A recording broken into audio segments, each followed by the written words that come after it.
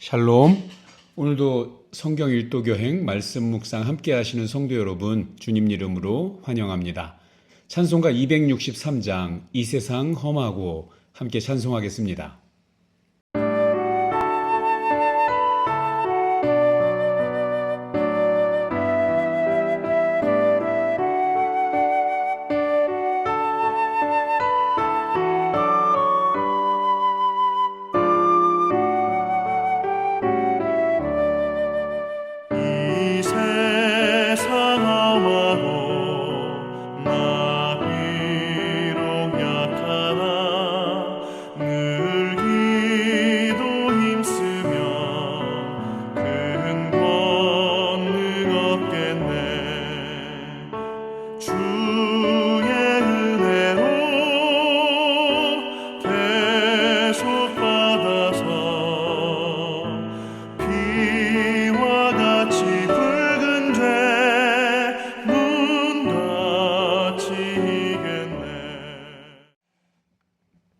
오늘 말씀은 에스겔 20장 1절에서 14절까지입니다. 에스겔 20장 1절에서 14절 말씀을 제가 봉독하겠습니다. 아홉째 해, 열째 달, 열째 날에 여호와의 말씀이 내게 임하여 이르시되, 인자야, 너는 날짜 곧 오늘의 이름을 기록하라. 바벨론 왕이 오늘 예루살렘에 가까이 왔느니라. 너는 이 반역하는 족속에게 비유를 베풀어 이르기를, 주 여호와께서 이같이 말씀하시기를, 가마 하나를 걸라. 건 후에 물을 붓고 양떼에서 한 마리를 골라 각을 뜨고 그 넓적다리와 어깨 고기의 모든 좋은 덩이를 그 한가운데에 모아 넣으며 고른 뼈를 가득히 담고 그 뼈를 위하여 가마 밑에 나무를 쌓아 넣고 잘 삶되 가마 속의 뼈가 무르도록 삶을지어다. 그러므로 주 여호와께서 이같이 말씀하셨느니라. 피를 흘린 성읍, 녹슨 가마, 곧 그 속에 녹을 없이 하지 아니한 가마여 화 있을진저 제비 뽑을 것도 없이 그 덩이를 하나하나 꺼낼지어다. 그 피가 그 가운데에 있으며 피를 땅에 쏟아 티끌이 없이 덮이게 하지 않고 맨 바위 위에 두었도다. 내가 그 피를 맨 바위 위에 두어 덮이지 아니하게 함은 분노를 나타내어 보응하려 함이라다. 그러므로 주 여호와께서 이같이 말씀하셨느니라. 화 있을진저 피를 흘린 성읍이여, 내가 또 나무 무더기를 크게 하리라. 나무를 많이 쌓고 불을 피워 그 고기를 삶아 녹이고 국물을 졸이고 그 뼈를 태우고 가마가 빈 후에는 숯불 위에 놓아 뜨겁게 하며 그 가마에 녹을 달궈서 그 속에 더러운 것을 녹게 하며 녹이 소멸하게 하라. 이 성읍이 수고함으로 스스로 피곤하나 많은 녹이 그 속에서 벗겨지지 아니하며 불에서도 없어지지 아니하는도다. 너의 더러운 것들 중에 음란이 그 하나이니라. 내가 너를 깨끗하게 하나 내가 깨끗하여지지 아니하니 내가 내게 향한 분노를 풀기 전에는 내 더러움이 다시 깨끗하여지지 아니하리라. 나 여호와가 말하였은즉 그 일이 이루어질지니라. 내가 돌이키지도 아니하고 아끼지도 아니하며 뉘우치지도 아니하고 행하리니 그들이 내 모든 행위대로 너를 재판하리라. 주 여호와의 말씀이니라. 아멘. 자, 미래를 향해 떠나는 여행. 자, 오늘 우리가 함께 떠날 여행지는 에스겔 22장부터 24장까지의 말씀입니다. 22장은 에스겔이 하나님께 말씀을 받은 날을 구체적으로 우리 기록하면서 시작이 됩니다. 아홉째 해, 열 달째, 열째 날 이렇게 말하고 있는데요. 자, 이 날은 예루살렘 성이 바벨론 군대의 3차 침공으로 인해서 포위당한 날입니다. 그래서 본문 2절에 하나님께서는 이스라엘에게 오늘의 이름, 그러니까 오늘의 정확한 날짜를 기록하라고 말씀하십니다.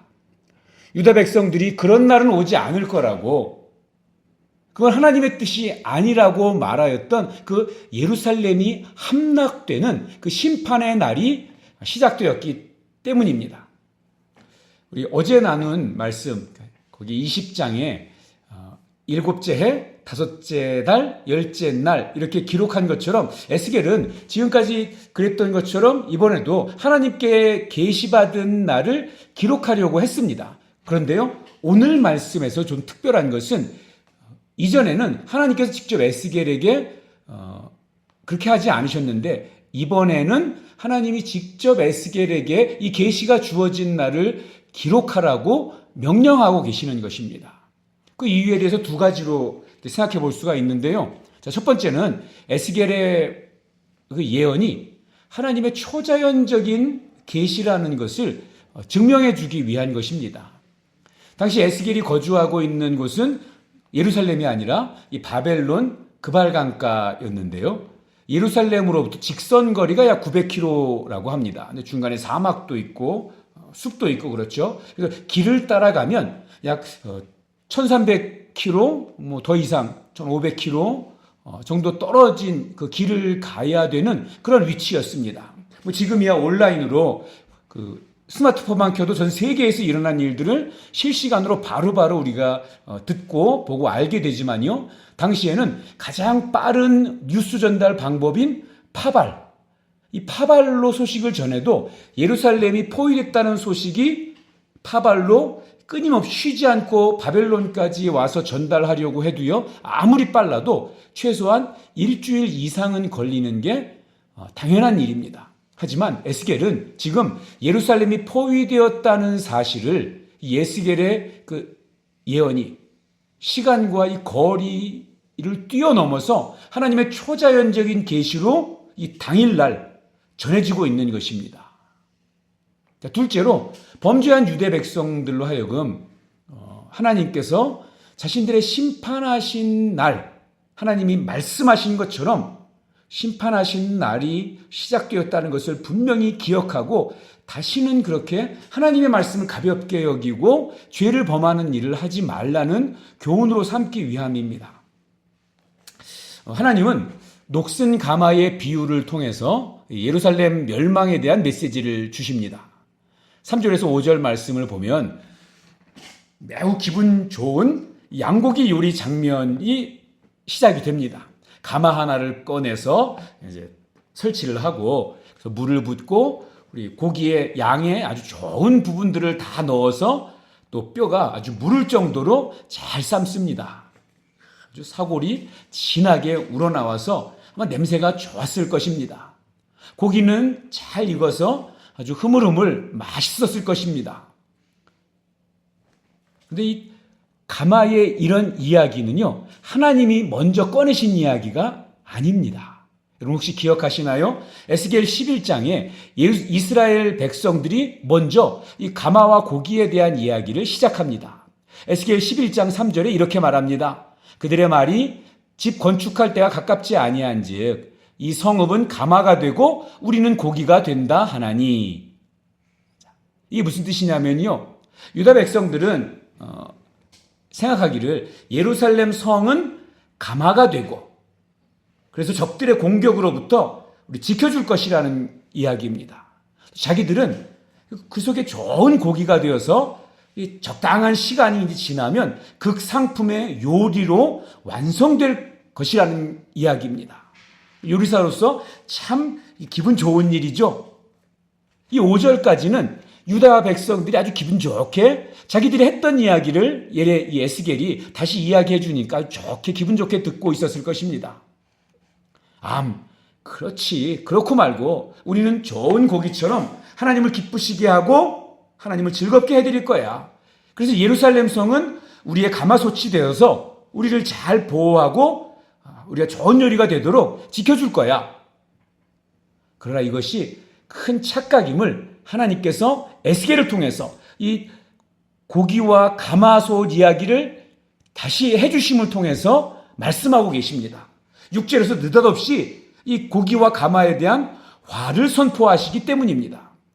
그러므로 주 여호와께서 이같이 말씀하셨느니라. 피를 흘린 성읍 녹슨 가마 곧 그 속에 녹을 없이 하지 아니한 가마여 화 있을진저 제비 뽑을 것도 없이 그 덩이를 하나하나 꺼낼지어다.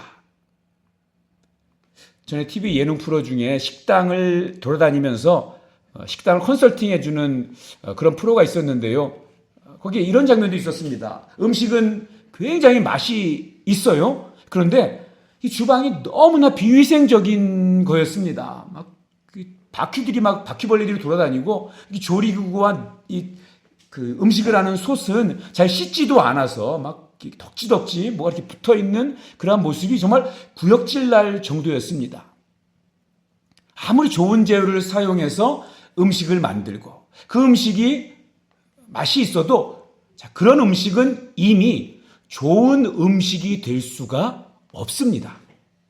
좋은 고기와 뼈를 사용하여서 잘 끓였지만 끓여놓고 보니 이건 파리나 바퀴벌레가 빠진 정도가 아니라 이 가마솥 자체가 아주 녹이 심하게 슬어서 음식을 완전히 망쳐버린 것입니다.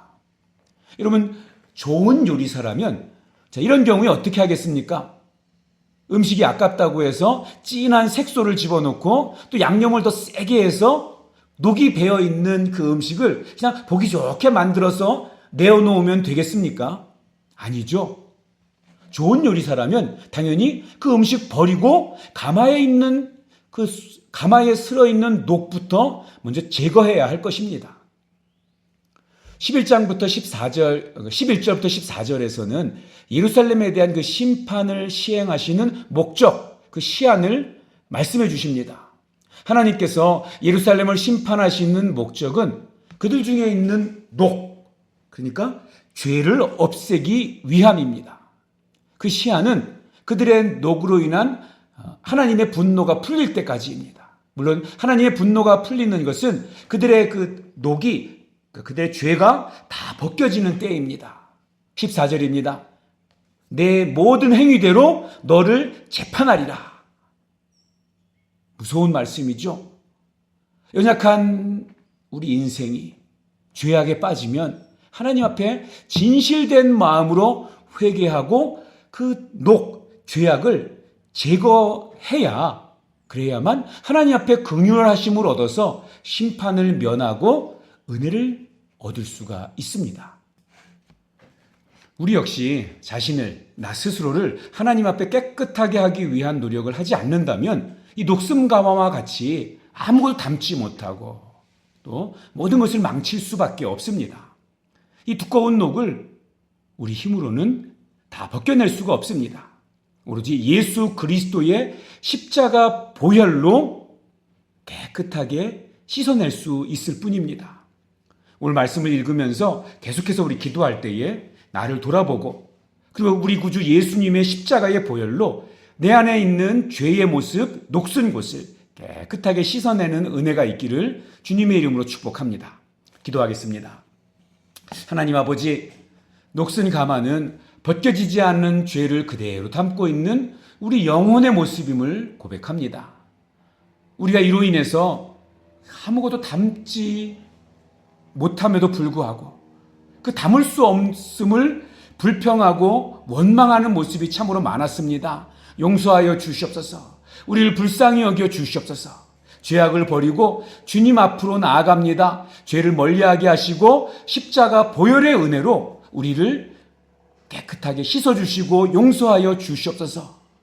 그리고 우리의 삶이 우리 주님을 드러내는 그런 삶의 전도자, 삶의 예배가 되는 그러한 모습 되도록 주님 인도하여 주시옵소서. 예수님의 이름으로 기도하옵나이다. 아멘. 자, 오늘 읽으실 곳은 에스겔 22장부터 24장입니다. 오늘도 말씀을 통한 하나님의 은혜가 우리 모든 성도님들 위해 함께 하시기를 축복합니다.